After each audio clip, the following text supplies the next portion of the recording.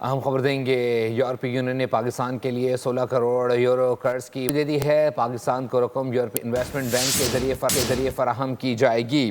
سندھ میں 2022 کے متاثرین کے لیے 21 لاکھ گھر تعمیر کیے جائیں گے۔ 10 کروڑ یورو سندھ میں سیلاب سے متاثرہ لوگوں کے لیے استعمال ہوں گے۔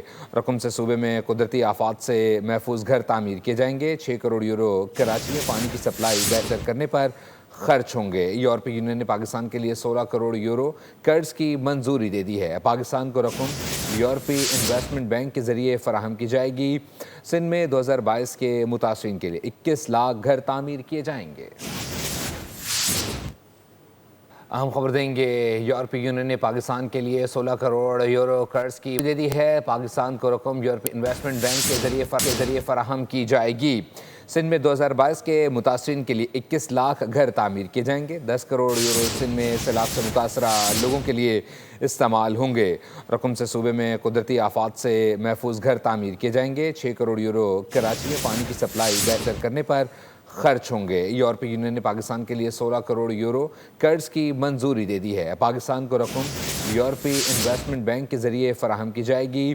سندھ میں 2022 کے متاثرین کے لیے 21 لاکھ گھر تعمیر کیے جائیں گے۔ اہم خبر دیں گے، یورپی یونین نے پاکستان کے لیے 16 کروڑ یورو قرض کی دے دی ہے۔ پاکستان کو رقم یورپی انویسٹمنٹ بینک کے ذریعے فراہم کی جائے گی۔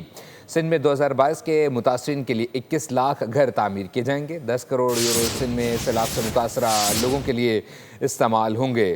رقم سے صوبے میں قدرتی آفات سے محفوظ گھر تعمیر کیے جائیں گے۔ 6 کروڑ یورو کراچی میں پانی کی سپلائی بہتر کرنے پر خرچ ہوں گے۔ یورپی یونین نے پاکستان کے لیے 16 کروڑ یورو قرض کی منظوری دے دی ہے۔ پاکستان کو رقم یورپی انویسٹمنٹ بینک کے ذریعے فراہم کی جائے گی۔